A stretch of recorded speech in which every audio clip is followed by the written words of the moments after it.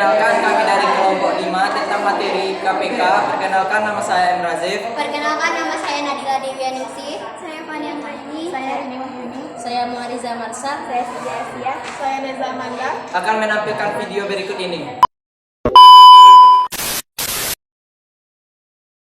Hai teman-teman, judul materi dari kelompok kami adalah Komisi Pemberantasan Korupsi. Komisi Pemberantasan Korupsi sebenarnya sudah menjadi wacana sejak masa Presiden B.J. Habibie, namun pembentukan KPK baru terwujud saat Presiden Megawati Soekarno Putri memimpin Indonesia. Sebelum berdirinya Komisi Pemberantasan Korupsi, terdapat beberapa komisi atau badan baru yang dibentuk untuk mengawasi korupsi seperti KPKPN, KPPO, dan Lembaga Ombudsman, namun upaya ini dianggap belum cukup efektif dalam memberantas korupsi. Pasti kita semua sudah tahu apa itu Komisi Pemberantasan Korupsi. KPK adalah lembaga negara yang dibentuk untuk melakukan pemberantasan korupsi di Indonesia, didirikan pada tahun 2003 oleh Presiden Soekarno Putri. Dengan tujuan untuk menangani korupsi yang dianggap tidak bisa ditangani oleh kejaksaan dan kepolisian. Visi KPK adalah bersama elemen bangsa, mewujudkan Indonesia yang bersih dari korupsi.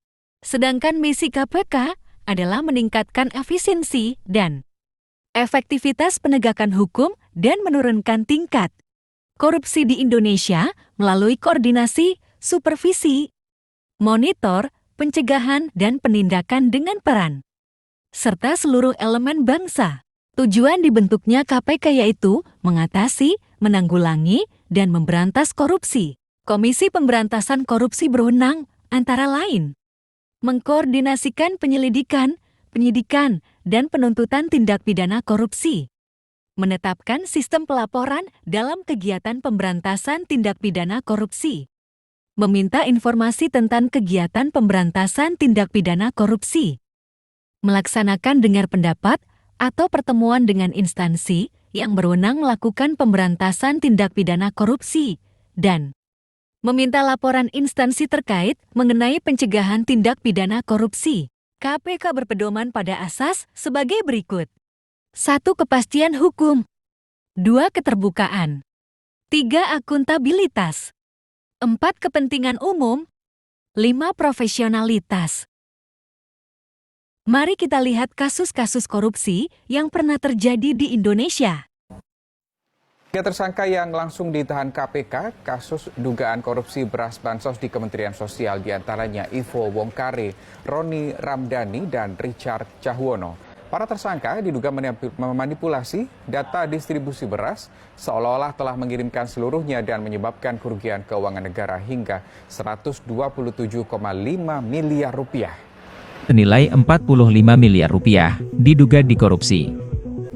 Dugaan korupsi pembangunan jalan akses Pelabuhan Warnasari Cilegon tersebut diduga merugikan negara hingga 7 miliar rupiah. KPK justru menangkap 10 tersangka yang diduga terlibat korupsi sejumlah proyek jalur kereta api. Bukan 1 atau 2, melainkan 25 orang terjaring dalam operasi tangkap tangan KPK di sejumlah lokasi berbeda. KPK menilai korupsi pada sektor ini bukan hanya merugikan keuangan negara, namun juga berpotensi mendepresiasi kualitas jalur kereta api dan membahayakan keselamatan penggunanya. Sekian